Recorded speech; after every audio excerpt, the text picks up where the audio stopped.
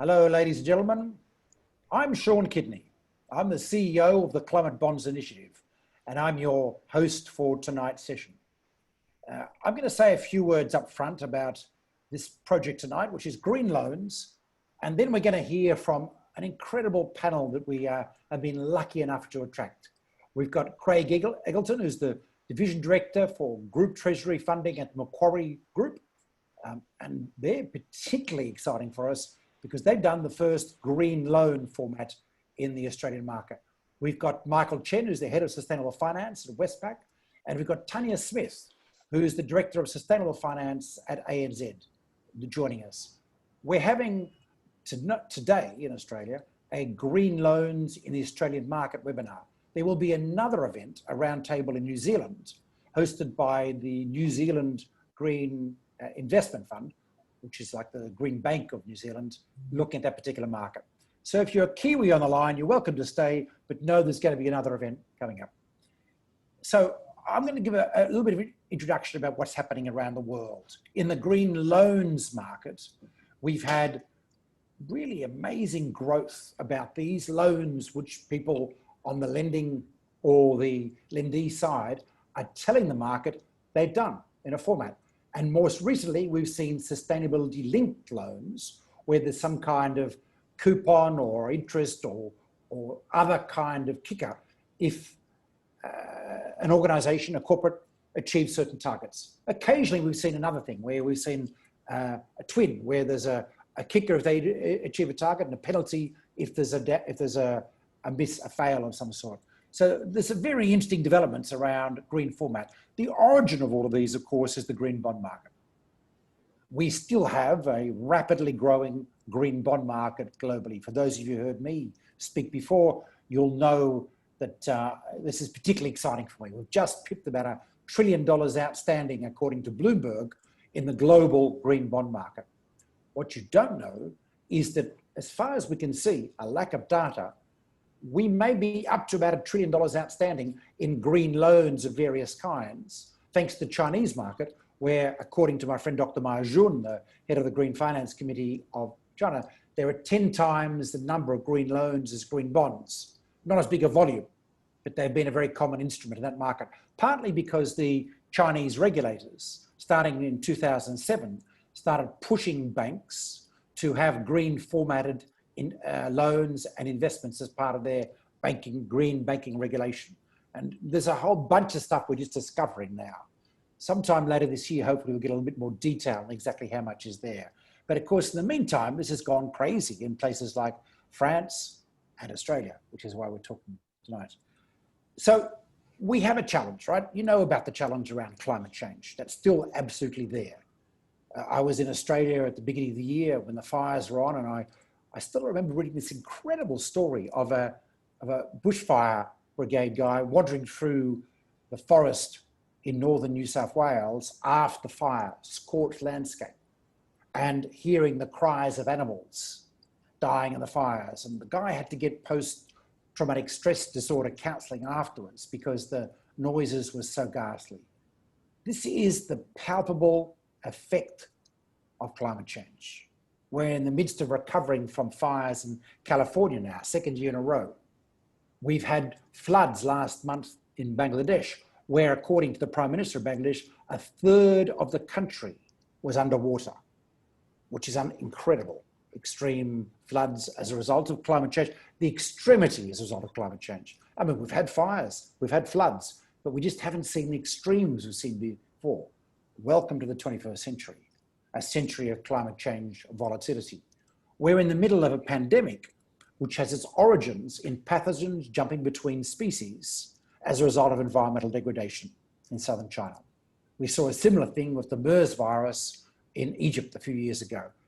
In fact, there's been a few attempts at pandemic SARS, etc., last few years, all arising out of degraded environments. The Intergovernmental Panel on Climate Change Health Committee has been predicting for the last 25 or 30 years that we're going to see pandemic after pandemic after pandemic in the 21st century as a result of climate change. So when we start thinking about how we deal with this crisis that we're going through now, we need to understand there will be more of these, And we have to prepare to make our societies resilient in the face of climate shocks, while we get emissions down quickly to inoculate against extreme climate change, catastrophic change.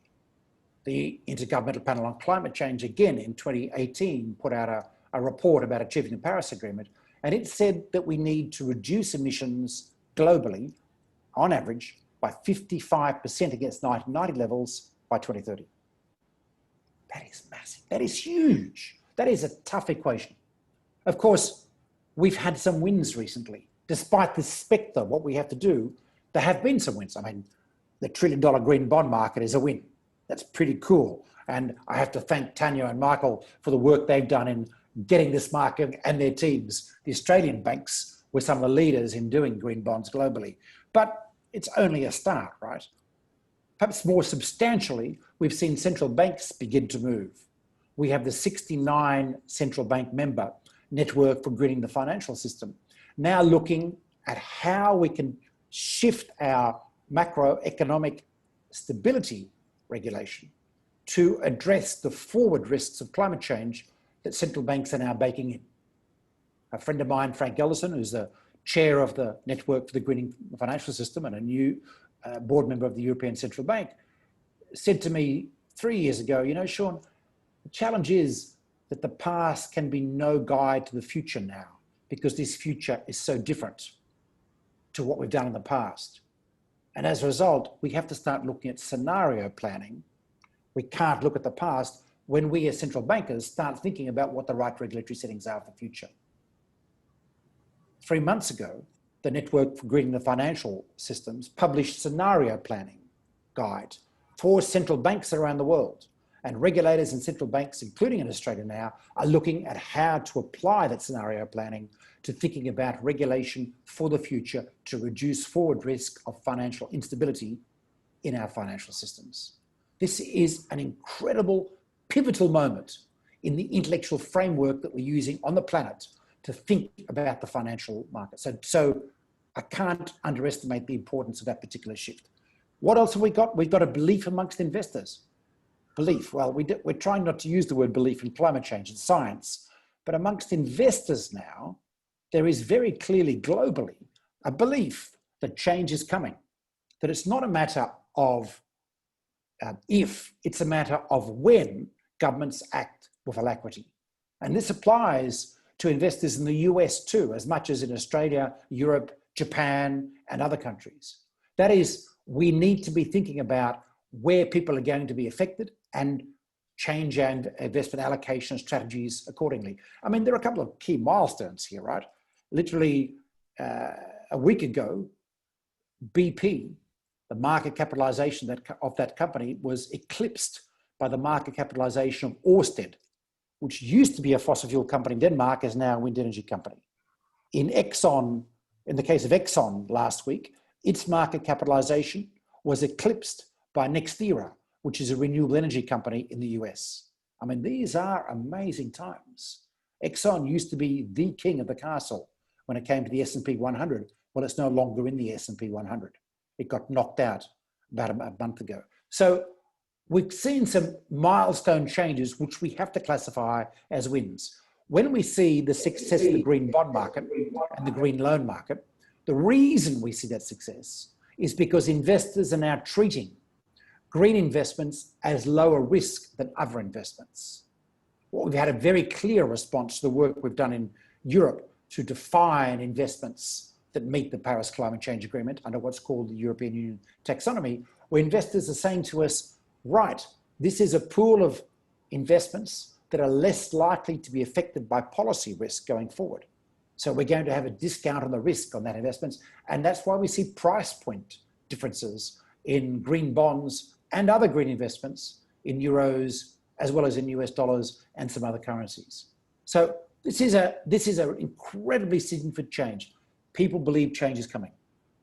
They do not believe that it's going to stay the way it is around the world. In the US, well, if the election doesn't change, every investor I speak to says that just delays for 4 years the change that's coming. It's not a matter of if, it's only a matter of when. That'd be unfortunate for the US if it missed that boat for US companies, but in Europe, in China, in Japan, this is absolutely underway. The European Union recently confirmed a target of 2030, 55% reduction in emissions from 1990 levels by 2030 in Ursula von der Leyen's speech a couple of weeks ago. They had already confirmed in December a net zero target for Europe by 2050.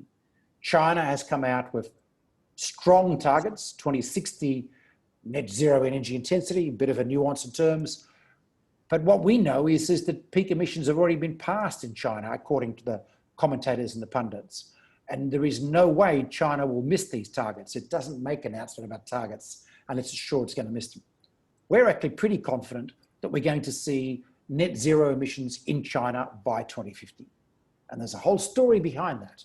More importantly, though, there are implications for industries around the world as a result of decisions being made in two of the large economic centers of the globe that we need to take into account. It means if you're an auto industry investor, well, China's going electric. Every single car company in China is now building electric plants if they haven't already built them, and there's no R&D in fossil fuels. So you can be certain that there'll be flow-on impacts for supply chains, for minerals. You can forecast 10 years down the track, certain minerals are going to be more in demand than other minerals. Lithium, damn good time to open up a lithium mine. Parts, not so good, because electric vehicles are a lot simpler, etc., etc., etc. And we have to now think through the implications as investors around the world are beginning to think through the implications. That means that people are looking for capital retention. If they're looking for capital retention features, they're going to be looking for bonds and debt in areas that's lower risk going forward. This year, we've seen the dramatic growth of what I'd call the daughters of the green bond market. Social bonds, sustainability bonds, SDG bonds, COVID bonds, for goodness sakes. There's been 700 of them issued in the past 7 months. And of course, we've seen green loans and sustainability linked loans, clearly daughters of that green bond market. This is something to be cheered. We have capital with purpose becoming the norm now. We have this idea that you're going to be able to get returns, suitable returns for institutional investors in particular, whilst also seeing your money do good. This is a critical shift in capital markets. I mean, who would have thought it 5 years ago? And now it's becoming a major theme going forward. Of course, that's not enough to change the world. If financial markets go green, that's just markets. We need the real economy to change. We need clean energy investments on the ground. We need the loans made by Westpac, by ANZ, to be to things that will make a real difference to people's lives, which is what's happening. The massive growth for renewable energy lending in Australia. We need more companies like Macquarie, which is now one of the world's largest renewable energy lenders. We need the same thing to happen in transport. Goodness, we need it in hydrogen. Macquarie, I think, is still working on a Western Australian large green hydrogen project. I want more of those, and I want them in every single country. We need the industrial transition. We need our steel industries to become beacons of low carbon steel, as the Whyalla steel plant is becoming, which is going to be using green hydrogen generated by renewable energy instead of methane or coke or coal. The same thing's got to happen in cement, it's got to happen in plastics, etc. The future has got to change very quickly if we're to have some kind of future for our children. It won't be able to be done by any one of us alone. It will require a close collaboration between finance, banking, corporates, and government.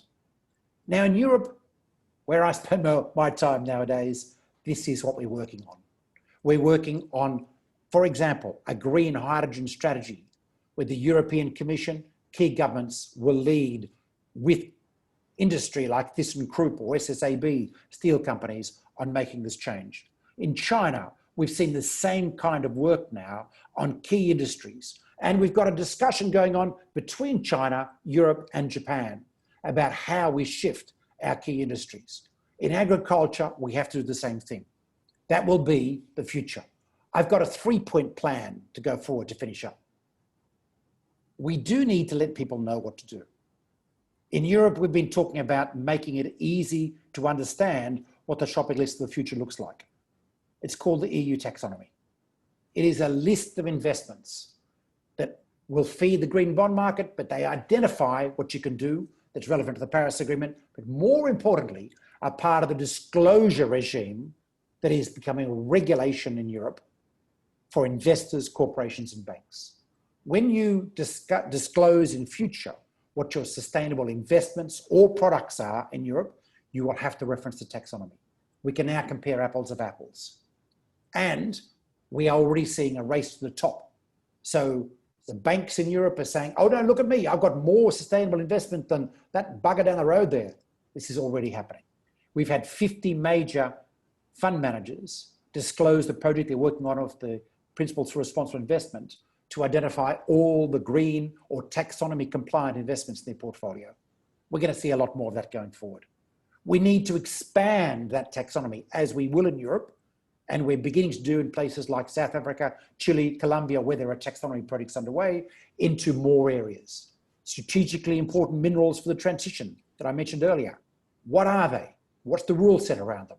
Sustainable agriculture, and also resilient investments arising out of our understandings from the pandemic. What kind of health investments are the right kind of health investments to ensure our societies are resilient in the face of future crises? What kind of economic, what kind of social investments? They look a lot like the UN Sustainable Development Goals. And in Europe, we will be using the UN SDGs as a starting point for our social taxonomy, linking back to the pandemic for detail about it, or rather learnings from the pandemic, I should say. That's one. Two is we need the hard work now to start on how we get economic advantage from that taxonomy. How does a country like Australia benefit from this transition? What are the industries that are going to grow, and how can we take advantage of that very clear understanding of what the future is going to look like that we're now getting to shift our industrial and our mining strategy, of course, in a different direction? Every country in the world has to start doing this now. I can tell you in Europe, we are absolutely underway on this conversation. Three is this collaboration.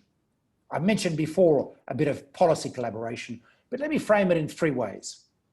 Firstly, there's action by regulators that needs to support the change that's happening. In Europe, we're now looking at green quantitative easing. The European Central Bank has said very clearly it's going to do it. We've seen risk weighting pioneered by the Hungarian Central Bank, which gives banks a benefit if they generate green property bonds, a greater leverage ratio. The Chinese Central Bank is the home of incentives. They've been pioneering a range of incentives, including discount capital, wholesale capital for banks if they post green bonds as collateral.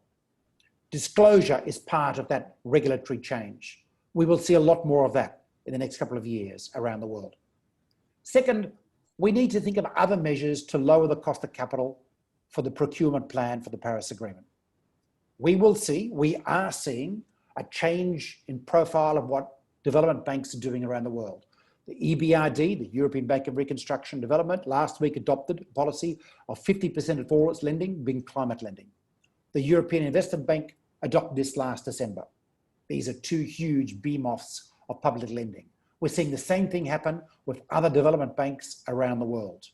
Of course, what they will do is lower the cost of capital preferentially to meet climate change public policy objectives. But we're seeing things like guarantee instruments. JBIC in Japan is developing new green bond guarantee instruments. Everywhere we talk, we are seeing this discussion underway.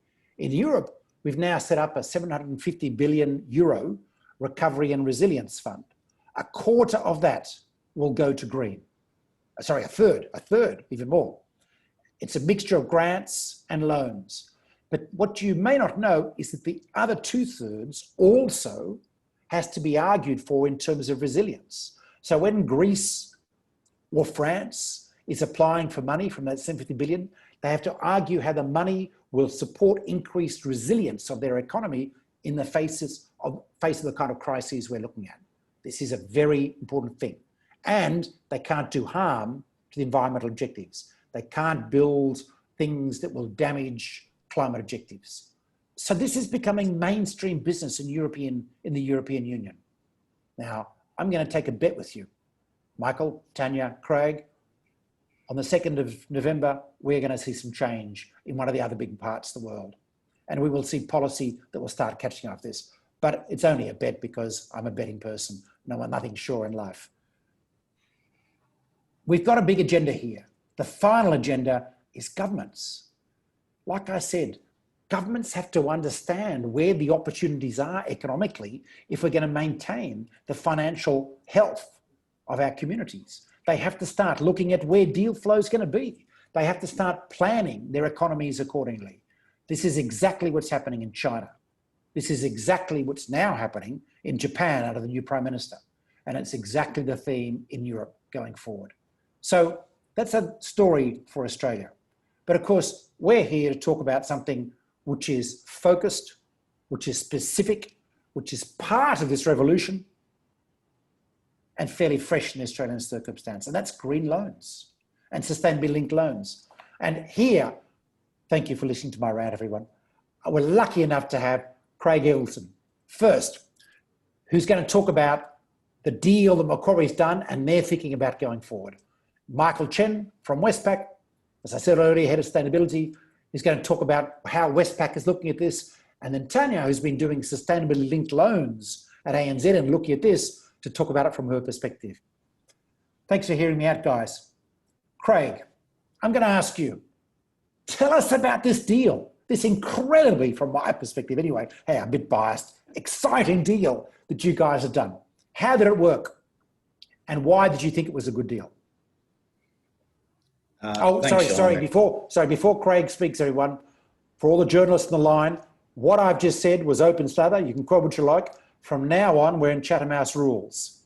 And that is, if you want to quote one of our speakers, you have to ask their permission before you quote them. So you can send a quote through and get feedback, but we've got a whole bunch of issues around reporting guidelines, AGMs, which are making things complicated for us. So please note, from now on, it's Chatham House rules in how we go forward. We will try and pick up questions in text if you want to ask things in text, and we will make sure you get a response, but we need you to get a formal response from our speakers for external reasons that have nothing to do with the topics today. On that note, back to Craig. I hope that's a good cover, Craig, for you. Thanks, Sean, and thanks for inviting us to participate this morning. It's a really exciting topic. And as you said, we've had some success at Macquarie in raising financing via the green loan market. We think that this is a really important product, financial market product that can help support the transition of the world, the real world. You said, we've got to differentiate between financial markets turning green and ensuring that we get the real world impact of that transition. And Macquarie is certainly, a very strong supporter of making an impact to the real world transition to a more sustainable future. So just a bit of background, I'll probably give a slightly different perspective to our other co-presenters from ANZ and Westpac in the fact that, as most people know, Macquarie is not necessarily a traditional banking organisation. We also have a number of non-banking style businesses, and one of those that we've been growing our expertise in for, a pretty long period of time now, even since 2005, and in some instances, even earlier than that, we've been investing and arranging and advising clients on renewable energy and other green and sustainable energy projects. So we've built up a lot of expertise in this space over a long period. And I think what's really important to note is that that's only accelerated in recent years. And especially since Macquarie's acquisition of the UK government's Green Investment Bank in 2017, we've been doing even more in this space. We've invested and arranged over $17 billion of green and renewable energy projects in our last 2 financial years since that acquisition. And when I talk about Macquarie investing in these green projects, It's not just debt financing of projects, which, a lot of our banking colleagues and ANZ and Westpac probably do in a larger volume than we do. Macquarie is actually in the business of developing and constructing renewable energy and other green energy projects across the world. So we're one of the leading developers of offshore wind farms, onshore wind farms, solar farms, and energy from waste plants across a variety of jurisdictions across the globe. So we're making these on balance sheet investments at that part of the renewable energy project process. It's that real early stage and ensuring that we are making the biggest impact to that transition. And you've been growing the percentage of your business allocated to this quite quickly over the last few years. I know it's been fantastic. I mean, of course, I'd like it to be 85%. I want to push you further on that. But nevertheless, it's pretty amazing how you've changed as a business the last 5 years, isn't it? Oh, absolutely. And Macquarie's always looking for, the next great opportunity. And, we've, as I said, we've built up our expertise over a number of years, but it's quite clear that this is a growing part of the world, of the financial markets. And we think we can make a real difference and continue to grow over a number of years in this space.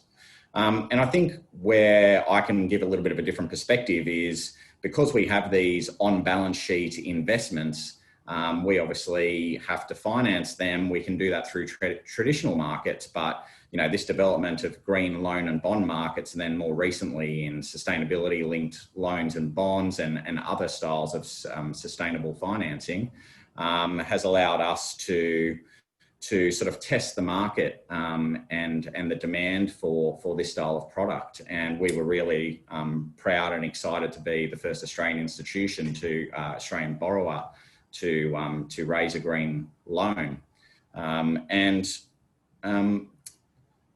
I guess the key takeaway from our perspective when we were, kicking off the process and talking about whether we wanted to undertake a green loan and set up a green finance framework, which does take a lot of effort up front, is that as a borrower, I think you want to be in the space where demand for credit is growing the fastest. And I think we can see from the Green Loan Report that the Climate Bond Initiative is releasing, the sharp increase in demand and growth in volume of green and sustainable finance products year on year. And it looks like it's going to be another record year this year as well.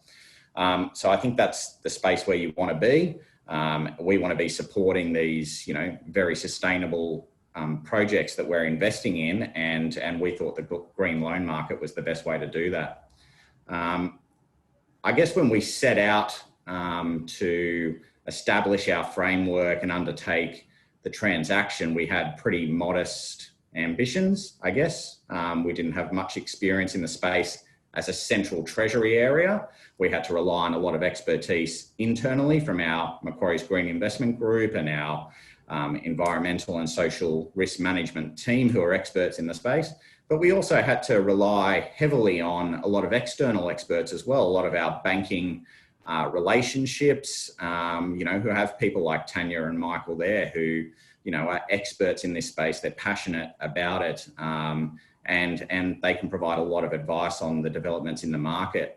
We've relied on second-party opinion providers and external assurance providers to give us advice around how we can set up the most transparent and robust processes in the background to make sure our financiers have confidence that we are allocating their funds to, the green projects that we are telling them that we're going to put their financing against, and giving them the confidence to allocate their funding to us.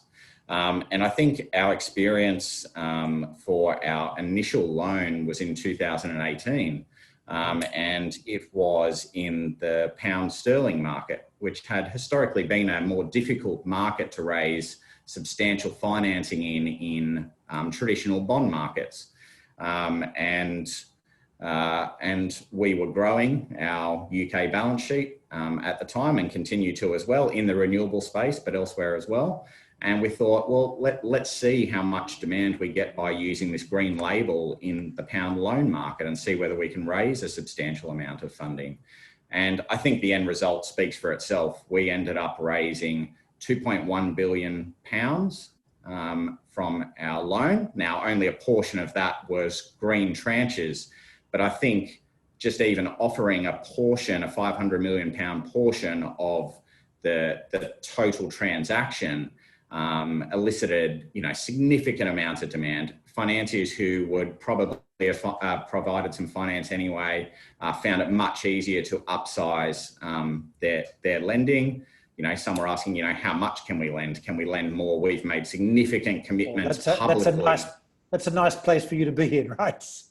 Yeah, absolutely. And banks in Europe, in China, Australia, US, they've made public commitments around the amount of financing to sustainable projects they're going to give, and they're very ambitious. So they want to lend to trusted partners who they have faith are in their transparency and robust processes around green and sustainable investing.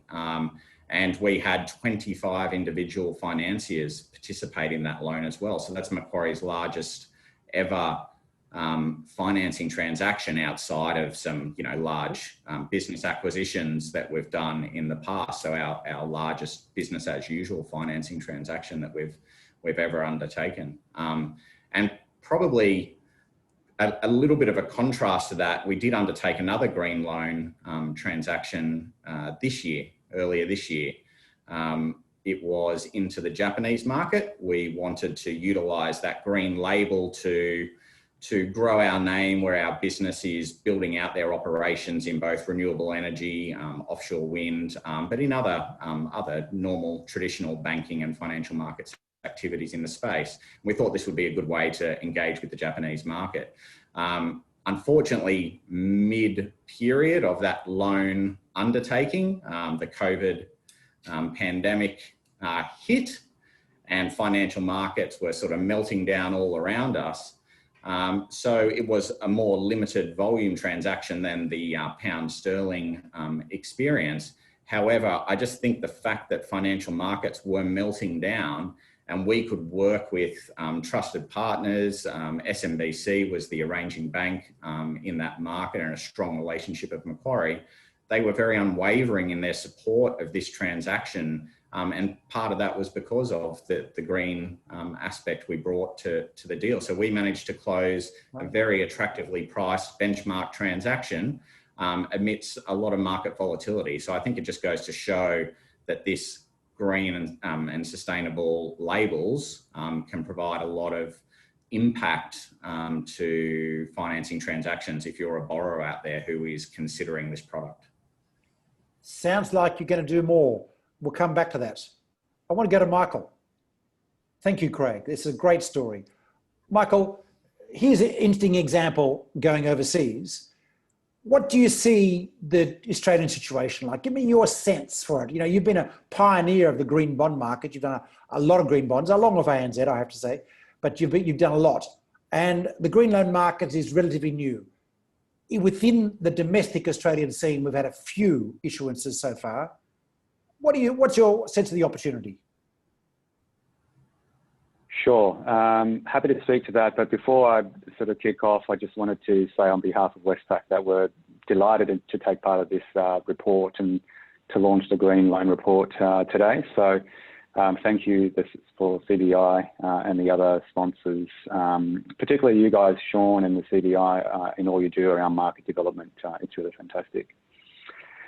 So to your point around the Australian and Kiwi market, look, I've got to say the release of this report is very timely because I think we're really at the tipping point of seeing further growth in the market in Australia and New Zealand. And why do I say that, especially in light of all the other sort of juicy items on the sustainable finance menu, where Sean calls it the prolific green bond market going into other areas. Given all these new instruments, why do I still think that the green loan market will increase?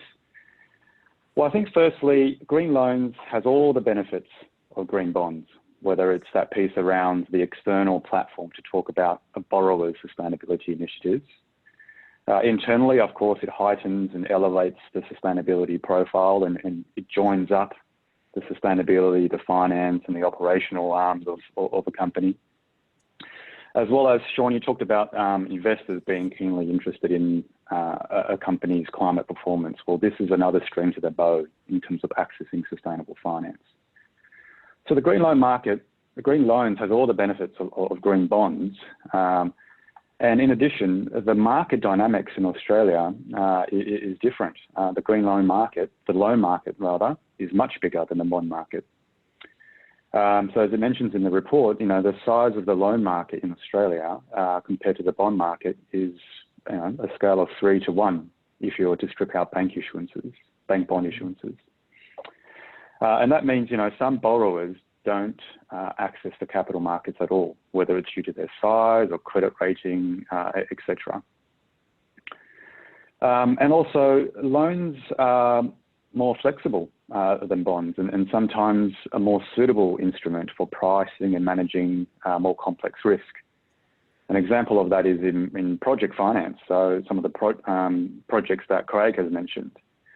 Project bonds are rare, and those projects are typically financed through the loan markets, particularly during the construction stage. If I then look at the acquisition finance market, the same thing. M&A deals are usually financed through the loan markets. So not only does green loans have the benefits of green bonds, my point there is that the loan market is more accessible than the bond market for borrowers here. Hence, there's more opportunities for green labelling.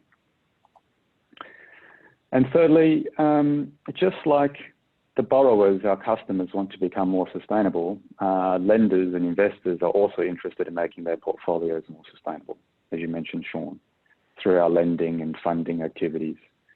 So the point here is there's increased appetite from capital providers. So that's a nice segue, I guess, to the Westpac perspective. We're here to support, we're a customer-oriented business. We're here to support our customers' transition to become more sustainable. And we do this through our lending, obviously. So on our balance sheet today, we've got close to 10 billion in just green solutions. Now, this isn't a cumulative number, as some other banks do it. It's how much balance sheet we're putting at risk today. So the number goes up and down. Much of that is unlabelled, but we're seeing more and more labelling. So, in the last year alone, I think we've done about a dozen deals across the green loan and the sustainability-linked loan market. So that's our lending. And in terms of our funding, Sean, as you alluded to, we've got an active green bond program. We've got a number of bonds out there in the market in different currencies. And we're always looking at how we evolve that program in terms of the current market norms. So that's our lending and that's our funding. Michael, let me get this clear. You've got a whole bunch of things on your balance sheet right now that we could be bringing into this market beyond even expanding the demand about it. So that's music to my ears as someone looking at forthcoming Westpac green bonds, let alone TAG green bonds, green loans going forward. So you've got a lot you can do from a standing start before we actually expand. That's important to know, right? Because as investor demand, as disclosure gets going, the stuff we can get going on easily and quickly. Have I got that right? That's right. And I think what you're touching on there, Sean, is as financial institutions, we can sort of green or make sustainable both sides of the balance sheet, and it's a virtuous circle. So the more green lending we do, the more assets we have on the pool so that we can issue green bonds off that. I think that's what you're touching on there. And in some of those green loans, actually, we also use in our green deposit program. So we've got a wholesale deposit program, which is certified by the Climate Bonds Initiative. So that touches on both our funding as well as our lending sides of the balance sheet. I mean, the reason I want to pick up on that point is that the shift in Europe, which will go global very quickly, is disclosure. And banks, as well as corporations and investors, are being asked by regulation in Europe to explain to the market what sustainable assets or investments they have. So a bank like Westpac in the European circumstance next year will start telling the market what it's got on its balance sheet that meets the taxonomy process. So this is way beyond a voluntary idea. This is now becomes by force of regulation. And that's going to have a flow-on effect to other banks doing it. I mean, I personally think, I'd be interested in your view, Michael, that there'll be eventually a flow-on, a peer pressure effect in the Australian market, and we'll see all the banks beginning to disclose more about this. Regulation might take a little bit longer before we get there, but that's a key shift happening in at least the European market at the moment. So we'll expect to see all of these. That's right, Sean, and I think that competitive spirit existed among the Aussie majors before, I guess, the taxonomy. But look, I think what the taxonomy is great at doing, and I expect that it would trickle here, given there's an Australian Sustainable Finance Initiative process as well as a New Zealand process. You know, there's recommendations that's coming out in the next couple of weeks, is that those taxonomies will translate here as well. And that, of course, is good because then you can compare apples to apples, to your point, Sean. But importantly, it's, I think, in the bank's best interest, because as more and more regulators start playing with capital weighting and prudential regulation, to your point, I think it's only in the bank's interests to make sure that we're measuring and disclosing our green and sustainable lending. So I guess. You go, Sean. No, go ahead, Michael. I didn't mean to cut you off. Look, I'm excited. What can I say? As you know, I'm an enthusiast of this market. I want to see more. I want to see Westpac to become a 100% green bank. We'll get there by 2030, I'm sure. But so excuse my enthusiasm. Please go ahead, Michael.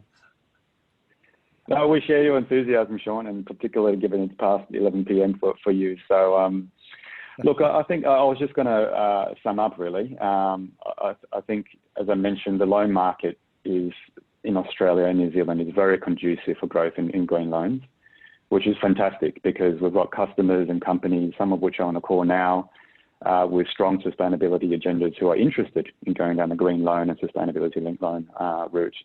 And as a lender, our interest here is in supporting our customers go down that path. So it's a virtuous circle. You know, we want to become more as a bank, so do our customers. So it's a win-win for everyone. So my pause is there, Sean. Thank you. Great stories from Craig. Great stories from Michael. Tania, you've had a particular focus. Tell us about it. Yeah. So I am not from a traditional banking background, I guess. I'm a chartered environmentalist, and I joined ANZ back in early 2019 within the Sustainable Finance team, which sits within the institutional part of ANZ.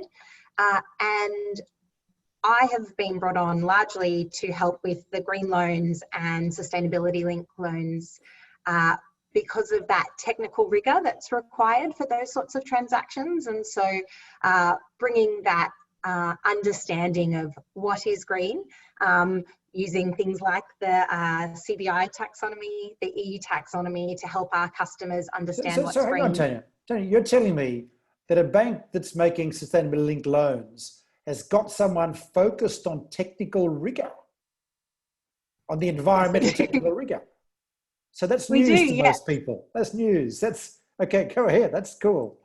Well, I think when you look at the loan format, so whether it be green loans with a specific asset base that is green, or whether it be sustainability linked loans where you're linking the company's sustainability performance and aligning that with their cost of capital, you need to understand those technical elements, and you really need to understand what are science-based targets, you know, what is best practice in the waste or water sector at the moment within specific industries and geographies and the like. And so, and you need ambition, the appropriate ambition, because we need real change, not namby-pamby change, right?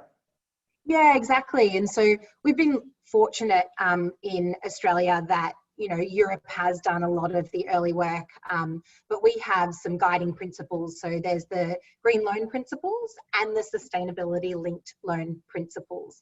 And both of those really focus on ensuring that any green loans or sustainability linked loans have that rigor and have that level of ambition. So, you know, there's different principles within that talk to having meaningful and ambitious targets for sustainability linked loans, for instance, and the need to align those with the the customer's sustainability strategy and what's material for their business within their sector, to make sure that we're setting appropriate targets and really looking to the future and helping those customers in their net zero transition, as they, you know, change their business as our economies evolve over time.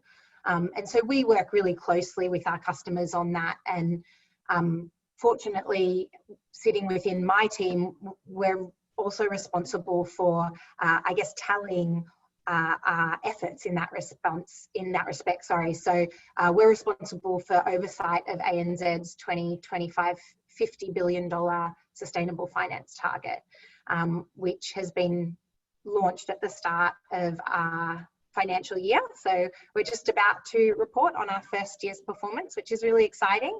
But, you know, all of those green loans, sustainability linked loans, they all help contribute towards that target. And, you know, we're not the only bank who has set targets. Most of the other Australian majors have as well. But it's really exciting to be able to partner with our customers and work with them to set up these transactions and then have that be reflected in the bank's own performance. I think we've also been fortunate in that very early on, ANZ was taking part in the green bond market, and you know that our sustainable finance program has evolved, and we now are regularly issuing sustainable development goal bonds. So yep. Our sustainable finance framework is set up to align with the sustainable development goals. And we have, I think it's roughly 4 billion on issuance at the moment in that format. And again, those loans that we're transacting with our customers help contribute to that and demonstrate to our investors and our stakeholders and community that you know, those loans and those assets are really important and are helping make that transition towards a net zero future. So for our listeners, and this is, by the way, the launch of this report, which we published in the chat box in a couple of minutes by our team, you'll be able to download it. We've seen a growth of a rapid green bond market. The green loan market is in two halves. We've got loans, a bit like the Macquarie, Craig was describing, Macquarie's done. We've seen it from a lot of folks. We've seen Investec do a few phrases, Brookfield, even local government super's done one. So there's been a bunch of people who've done things in the green loan format, usually with some kind of linkage to the success of the loan. But there's a detail in the report. But what Tania's talking about and focusing on is the sustainably linked loans. Now, in that one, we've also seen a whole crop in Australia. We've seen Wesfarmers, AGL, Sydney Airport, and so on. Contact Energy in New Zealand issue these things going forward. So these are a little bit different. These are where it's a loan to the company, and there is a kicker if they achieve certain environmental targets. Sometimes there's a penalty. Well, I think in one case there's penalty, but generally it's a kicker. Give us your tastiest story there, Tania, so people can understand how this actually works. Yeah, I guess for those who aren't familiar with it, I guess you've described it quite well. We set up targets with the customer that are really ambitious, so really stretch the organisation and make sure that they're putting their money where their mouth money where their mouth is in regard to their ambitions. And you know, over the course of the loan, if they are able to achieve those targets, then yes, there are pricing benefits or premiums applied if they go backwards, for instance, or aren't able to achieve certain targets. So you've got penalties in a few of these then? Yeah, we have a premium that we apply should, for instance, they fall below a certain level on a particular metric. So it can be any, and the metrics are really varied. So it really depends for each individual customer what's material in terms of sustainability for their business. So we try and align it with our customers' sustainability strategies so that, you know, they can ensure that the targets are things that they care about and that are meaningful to their business. There are also options to use ESG risk ratings, and that's definitely how it started here in the Australian market. So I worked on the first syndicated SLL in Australia, which was for Sydney Airport, and that was based on an ESG risk rating, for instance.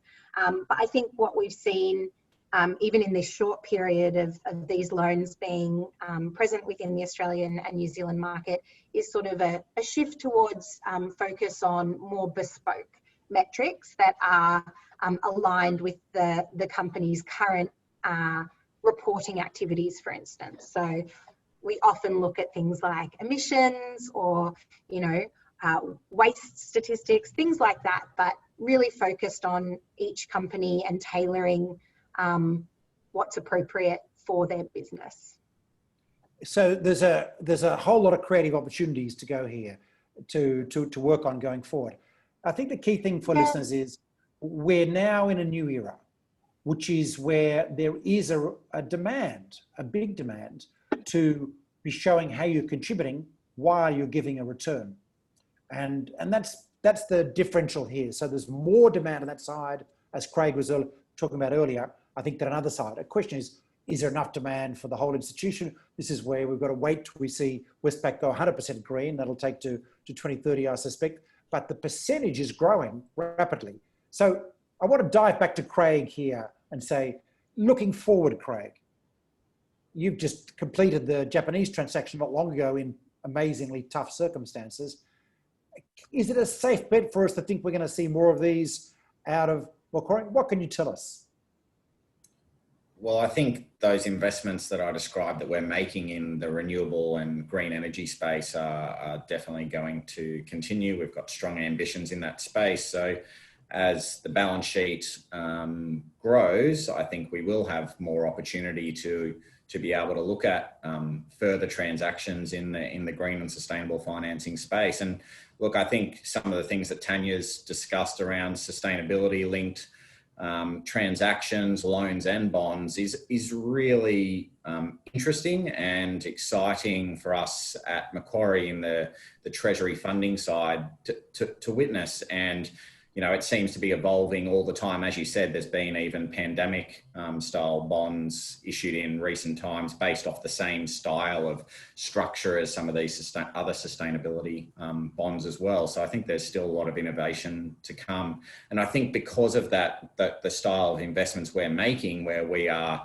developing and constructing renewable energy projects that may not be as intensive in an absolute volume, absolute dollar sense of financing, while we think we're having an incredible impact on the transition to a sort of sustainable future, maybe that absolute dollar volume of assets is not as high as other institutions out there who are big corporate lenders or big retail lenders more than Macquarie. So we might be limited in a volume sense on what we can raise in the green funding market. And then what that opens up to us though is these sustainability linked financing transactions where we can show the world just the level of impact we are making, how many gigawatt hours of renewable energy we're putting into various jurisdictions across the world, and just making sure people know that what their funding is going to is having a real impact in the world. And of course, as Tania said, asking a borrower if they like being rewarded for in a price sense for doing the right thing. I think that's the kind of incentive that borrowers want, to make that upfront investment in putting these frameworks and processes in place. I think it's a really exciting space and something we'll look at in the future as it continues to grow. Tania, how do we ensure there's no greenwashing in this area? I mean, this is a common question we get asked. Tell us. Yeah, so I think what really helps with that, for one, is the frameworks that currently exist. So those green loan principles, sustainability linked loan principles, but on every transaction, it's market best practice, but really common practice. It's required, basically, to have external review on these loans. So that's utilising sort of, external parties, whether they be the likes of the Big Four accounting firms or others, depending on the metrics sometimes. But we require that all of these loans, whether they be sustainability linked loans or green loans, have some level of external review and assurance as part of the process. And so that's an independent external party giving their opinion about, one, whether or not the transaction aligns with the principles, and two, assuring on the green loan side that the assets, are green as per certain frameworks, such as the CBI taxonomy can be used, or the EU taxonomy, or from a sustainability linked loan side, they assure the performance against the target and make sure that the customers are reporting that accurately on a regular basis, and that we understand where they're at the moment and the like. So just like with the green bond market and how that started, there's a whole universe of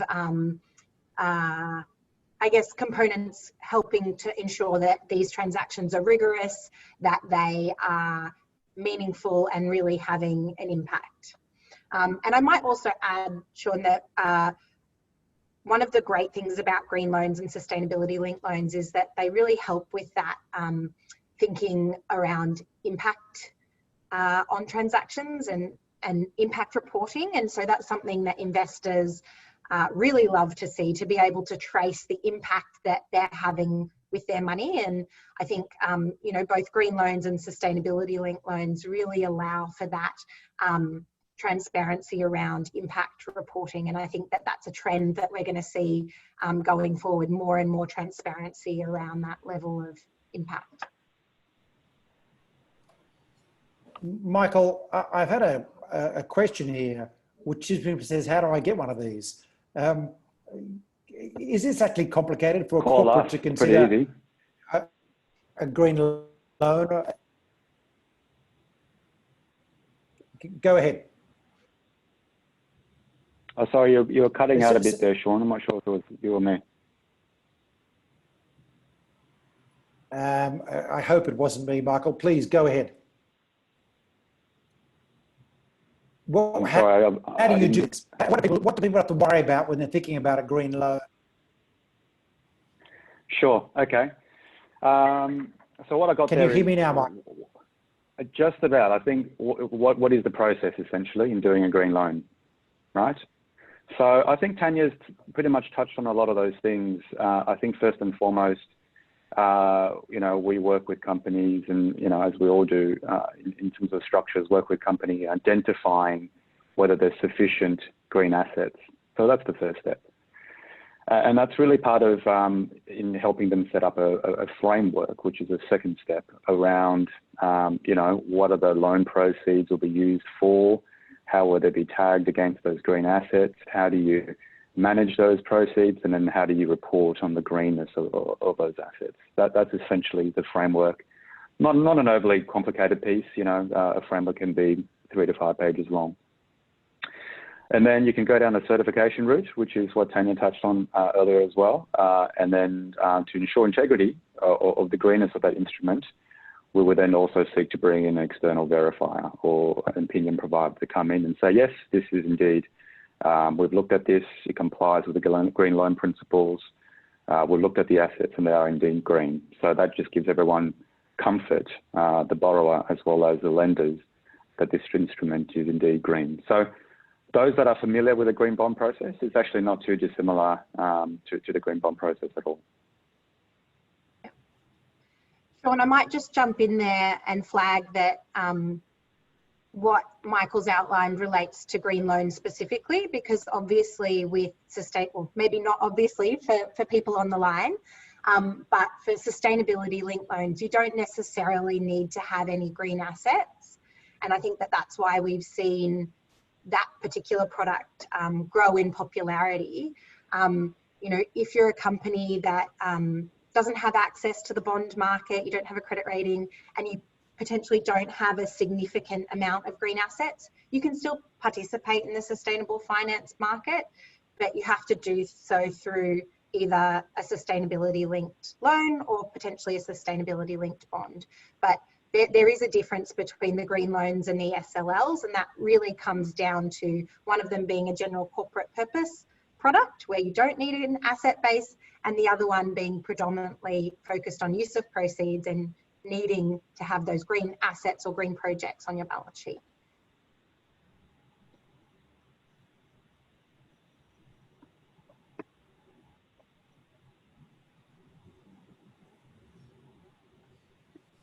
I'm having some connection issues with the global internet. I'm sorry.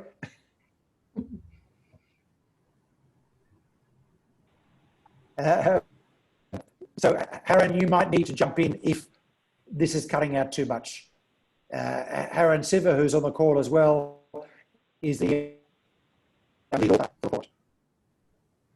We've got a couple of other questions coming in. One of the questions is, are we going to see more foreign capital, particularly European capital, as I mentioned, participating in the European market? Are we likely to have more international investors, given Macquarie's experience in Japan and Europe? Are we going to have European investors turning up and trying to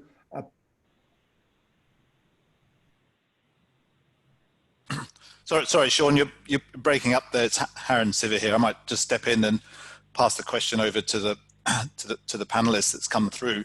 Really, the question is are we seeing foreign investors and lenders coming here into the Australian market, and in the context of perhaps perceptions on what our federal government are doing or not doing with regards to Paris Agreement targets?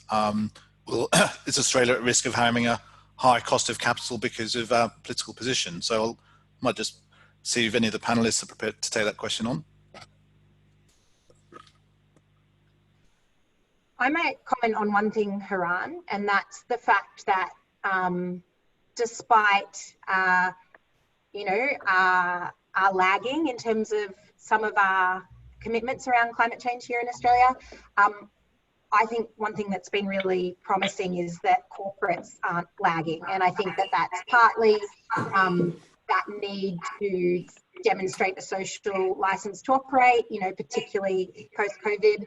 It's the influence from Europe and that drive for greater transparency and the like. But we've really seen, even in the absence of, Australian climate sort of targets being tightened, we've really seen corporates making, I think that, they've seen the writing on the wall and making commitments themselves regardless of what's happening in the Australian political environment. So I suspect that will continue.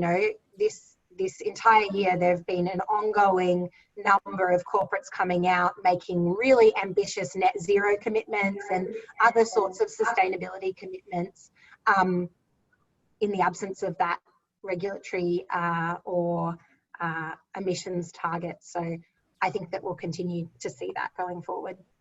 Yeah. Thanks, Tania. Any of the other panelists? So I've just to unmute some of you because there was a bit of an echo coming through. Yeah, I could quickly, sorry, Sean, I could quickly just speak to our experience on our green loans, admittedly with the British pound aspect. Maybe there was naturally some more demand from some of the European names, but I think, that the European banks are definitely one of the areas ahead of the curve in this space. And some of that's due to regulation, some of it's due to their own commitments that they want to make in the transition. And in our pound loan experience, we weren't necessarily targeting specific investors within Europe, but banks who have in that jurisdiction who have relationships with Macquarie picked up the phone, said, we heard about what you're doing, how can we be involved? So I think some of that positive experience, I wouldn't be surprised if they do similar for Australian corporates who want to undertake financing transactions that are Australian focused, especially if those European banks have operations here as well. So there's a lot of positive messages. Sorry, Michael, go ahead. I was just going to echo, I think piggybacking off Craig's remarks around, essentially there's two parts to this question here, one around foreign capital. And capital is very global. What I mean by that is, in bond deals, you do often have foreign investors investing into whether it's a local market or even overseas markets. So, Tania talked about the Sydney Airport sustainability-linked bond. Well, that was in the US private placement market, for example. And we've also got bonds issued out, for example, in a Eurobond market. So capital markets, the point is naturally global. And if I look at the bank market, we've got a lot of international banks on our shores lending to projects, as Craig would know. It's a little shaky now given COVID environment. Some sort of foreign banks are looking to retreat, but nevertheless, there's still good appetite we're seeing from foreign banks to lending into projects, green or not green. So I think the fact that they are green or sustainable naturally leads to increased appetite, as we're seeing, and as Tania and Craig has mentioned as well. That piece around, I guess, Australia's policies, well, look, I think different investors will have their different mandates and ESG policies. So sometimes they look at that and it may preclude them from investing in bonds issued by various Australian entities. But that's true from whether it's green or vanilla issuances. But I must say that's not representative of the whole market. Generally, as I said, investors here, lenders here, and globally are very supportive of green and sustainable projects and transactions. So that's pretty positive. Tania, in the sustainability loan-linked market, there is a criticism that we've come across, which is not enough transparency. You can't find out. You're signaling you're doing something, but people don't know what the kickers are or the triggers are sometimes, or what the underlying arguments were. Hasn't been disclosed. Where's that going? Where's that discussion going from your perspective? Yes. So the sustainability linked loan principles encourage disclosure where possible. I think we're still in the early stages of that market, and I expect that there'll probably be more of a move towards increased transparency. I think it certainly helps when customers are looking at bespoke metrics, for instance, because they're the sorts of things that the general public would understand. Not everyone's going to understand a rating from an ESG, provider. That needs contextual information. Whereas when we start to see more and more customers using bespoke metrics that are material to their business, the ability to disclose that as part of their sustainability suite of reporting or in their integrated reports, it's really easy for them. And so I think down the track, we'll probably see a lot more disclosure, but I think it's just because we're in the early stages of the market with sustainability linked loans. There've only been a handful thus far across Australia and New Zealand. As people become more and more comfortable with that, I think that we'll see increased transparency, but definitely within the bank group. For instance, in a syndicated transaction, all of the banks are kept in the loop around what the targets are and progress. And to be honest, even if the targets aren't disclosed publicly, often the information on those is disclosed publicly. It might just be that the company isn't flagging that particular metric as being one that's included in the SLL, but they are still reporting all of their progress against that target within their sustainability reporting. So, but yeah, I think we'll see it improve in the future. Okay, watch this space, everyone. And, if you're an NGO out there, hey, put the pressure on. That's our job, right? We've got to make sure that we get the information we need going forward. And there are many factors at play here. Tania needs all the help she can get. Folks, we need to wrap up. Final comments about how we're going to do it. So, Craig, I've got to ask you, you are the lender in the room who's had the biggest profile success, and you kicked off the Australian story. Give us our community a sense of where this is going, not necessarily in terms of sustainability loans and green loans, but also about institutions and banking institutions. Macquarie is a huge institution, massive institution. This shift of your institution to picking up more and more green, and by implications, leaving behind the high emitting sectors as you go forward. Is this definite, or is this just Macquarie carving out a new space? What's the future for the sector? What does this imply?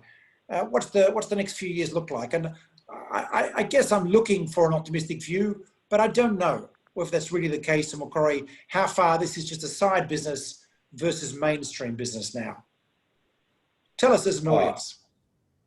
Yeah, no, as I mentioned earlier, Macquarie as an institution is always, looking for the new opportunities. What is the growth area in a variety of different markets and products? And we've seen a real opportunity here a long time ago, maybe where there was less certainty around how this product and the sustainability future and how fulfilling it would become. And we were involved at that stage building up our expertise. But I think it's clear that, we can grow in this space. We are growing in this space, and we'd like to continue growing in this space for the foreseeable future. And I think that's where the globe's heading. So this is an organisational shift. I mean, I note that your CEO is a member of the Global Commission on Adaptation, which is pretty amazing to get the CEO of a major international institution like Macquarie part of. So this is a really big global shift institution. I want people to understand what's going on in the audience out there. Yeah, we view this as a transition. This isn't going to happen tomorrow, this move to a net zero emission world. So I think we're realistic about that, but we're also encouraged by what we're seeing, by the growth, development and innovation in these industries and in this market. So we think there is opportunity to grow in this space. So Michael, this has arisen as a signalling market. Corporates showing that they're doing the right thing by doing green loans and so on, and with the kickers starting to appear, which is interesting. Is that enough to carry it forward? Do we really need to rely on regulatory action or government action, or is the momentum for this particular market and the greater level of virtue signalling, important virtue signalling by corporates going forward, going to carry this market? What's your prognosis for this? What are the things we need to do to make it grow from your perspective? Look, I think we need all the help we can get. I mean, you talked about the climate change challenge and the broader sustainability challenge. The challenge is massive and it's vast. And the pathway, just unpicking, looking at climate change alone, the pathway to net zero emissions, even though we say it day in and day out, the scale of the challenge is mind-boggling. So what I'm saying here is we need all the help we can get, whether it's from capital markets, whether it's from, companies driving action, whether it's regulation, whether it's NGOs, whether it's investors looking at it. We need all of that. And I think the sustainable finance being, market participants, we've seen huge growth over the last few years, as you would have seen, exponential growth. And honestly, when COVID hit, I thought, oh, gee, would companies put this on the back burner? And we've seen the contrary, actually. This explosion of pandemic bonds that we've talked about, social-related financing has grown 4 times faster than the year before. And green hasn't gone away. I'm sure Tania and Craig, conversations with customers and investors, what we're seeing on the ground too is that they're still interested in climate change and how do we link KPIs to emissions reduction, or talk to me about my green assets. So the green discussion hasn't gone away. And then you overlay that with transition, as we talked about. I think what the community, the sustainable finance community, is realizing is that we can't just keep talking about pure green, that we need to touch on transition. There's these huge companies out there with massive balance sheets that may not be so green today, but we need to help them to transition. And that's why we started, the sustainability linked loans is a great example of a transition instrument, or sustainability linked bonds, as well as transition bonds. So it sounds like we've got a smattering of labels, and people might question, do we need all those labels? But actually they achieve different things. As I mentioned, the social piece has really started to rise. The green piece hasn't gone away.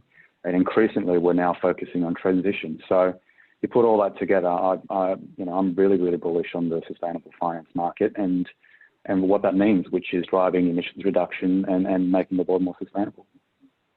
It's an incredibly optimistic view. Thank you. I mean, Tania, you're unusual. You're actually a scientist. You've come from the climate world, well, the environmental world, and you understand climate because of your training, because of your work, and now you find yourself in a bank. I want to know, given how much you understand what we've got to do, which is pretty tough, right? The agenda for change is pretty huge, and you're working on these loans. Give our listeners out there, how do you feel? I mean, what's your sense of optimism from the climate perspective, given the job you're doing? Give us a bit of a taste. Yeah, I think it is a big job, but I'm also really optimistic. I think, you know, I've come from the other side of the table across to the finance sector, and I've been blown away by the investor demand and the increase in focus on this issue, and you know how it's dealt with both within ANZ and with our investors and our customers. It really is top of the agenda for a lot of companies out there, and being integrated into their business in a meaningful way as they start to understand that actually it's a really big opportunity for them to ensure that they're still operating, you know, 10, 20 years down the track. I think it's still going to be challenging, and I think we've got a lot of work to do, but I think every little bit counts, Sean, and every customer who's prepared to stretch themselves that little bit more, or, you know, think about this in a new way and put in a little bit more risk management or new governance processes, and like every little bit counts. And I think that if we can continue the really promising start that we've had in the Australian and New Zealand market and kind of accelerate that, which looks like it will happen, I think we're actually going to be, you know, in good stead to help make a really significant contribution to sort of the global situation in regard to emissions reduction and environmental sustainability. So I'm optimistic too. So folks, you've heard tonight, I'm going to say a new story about what's happening in banks. Something really amazing is happening here. Our financial institutions are changing in front of our very eyes in what they're doing. They're changing, frankly, faster than our public sector officials in many cases. Of course, we want them to do more, and we'll get them to do more, because if we're going to shift the whole planet in 10 years, 55% average global carbon emissions is what we are going to do. We will need the banks to do more. Remember, we have these things going for us. We know what to do. We have the corporations beginning to act, the public institutions, and we have the capital. We've got to put the two things together. That's bankers. Bankers doing green products are what we have to now see again and again and again. And this is what today's event's been about. In the chat box, you will see the report that's been posted. If you go to our website, it comes up very quickly, www.climatebonds.net, search for green loans. You'll find it. Thank you so much for Macquarie, for Westpac, for ANZ, and for the New Zealand Green Investment Fund for sponsoring and supporting and providing content to this report. Of course, we're the Climate Bonds Initiative. We are a bit rude and tough sometimes, even to our sponsors. But I'm going to say this particular market is giving me hope. I think there's a chance it can make a really major contribution. Of course, it's not a solution in its own right. The solution happens on the ground with real projects, real investments, whether it be renewable energy plants, and we've got some good examples tonight, or whether it be a corporation changing it. The one thing we know is everything we look at now should be through the prism of what we have to do to achieve the Paris Agreement. The procurement plan for the Paris Agreement is the taxonomy, the EU taxonomy. Focus everything you can think of in that. And if it's not on that list, then you have to query whether we should be doing it. Of course, there are many things we will be doing which aren't contributing to change, but that we need to make sure they're not stopping us. And that's the transition we're in now to a world where we think along these lines. This is a key part of the process. Thank you so much for joining us. Please read the report, give us feedback. If you're a journalist, contact us for quotes, and we'll contact the speakers to ask them whether that's cool, given their compliance challenges they have at the moment with annual meetings and so on. Thank you for your patience with us on that. You'll hear more from us as we continue to talk about this, about transitioning our economy going forward, about taking advantage of the opportunities presented by the sea change that we're in now. We will be able to pay our pensions through all of this because we're going to invest wisely in a green transition. And at the same time, we'll be able to say to our kids, we help create a future that you want to live in, not a future that we don't want you to live in. Thank you everyone for joining us today. Thank you, Craig, Michael, and Tania. Thank you. See you later, everyone. Thank you.